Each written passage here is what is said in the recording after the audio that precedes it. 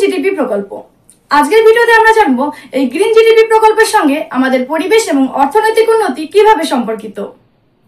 ছত্তিশগড় হলো প্রথম রাজ্য যা এই গ্রিন জিডিপি প্রকল্পের সঙ্গে বাস্তুতন্ত্রকে সংযুক্ত করেছে। এই রাজ্যটি তার পরিবেশগত প্রকল্পগুলিকে জিডিপিতে রূপান্তরিত করার একটি সুন্দর পরিকল্পনা নিয়েছে, যা আমাদের দেশের ক্ষেত্রে অত্যন্ত অভিনব একটি পরিকল্পনা।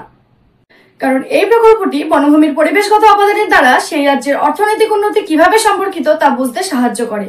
এটি একটি স্থায়ী অর্থনৈতিক উন্নতি বজায় রাখে এবং ভবিষ্যৎ প্রজন্মের জন্য বনভূমি সংরক্ষণও করে।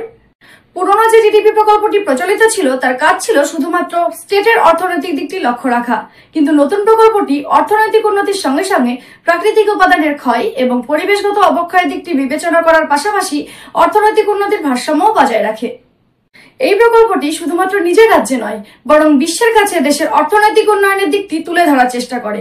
এটি পরিবেশ বান্ধব এবং পরিবেশ ক্ষতিকর কর্মকাণ্ডের মধ্যে পার্থক্য নির্দেশ করে। এবার আমরা জানবো ছত্তিশগড়ের এই প্রকল্পের প্রাথমিক লক্ষ্যগুলি কি কি। প্রথমত, বাজেট পরিকল্পনা বৃদ্ধি করা।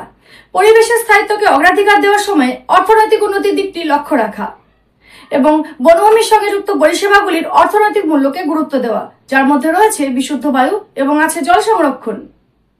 ছত্তিশগড়ের বনভূমির সঙ্গে আদিবাসী সম্প্রদায়ের সাংস্কৃতিক এবং আধ্যাত্মিক সম্পর্ক রয়েছে। তারা জঙ্গল সাফারি এবং জাতীয় উদ্যানগুলিতে ক্যাম্পিং এর মাধ্যমে জীবিকা নির্বাহ করে।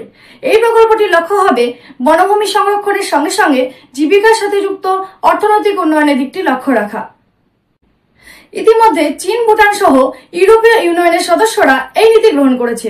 তাদের একটাই লক্ষ্য, একটি সুস্থ, সুন্দর এবং দৃঢ় ভবিষ্যতের লক্ষ্যে পরিবেশ সংরক্ষণ এবং অর্থনৈতিক উন্নয়নের মধ্যে ভারসাম্য বজায় রাখা।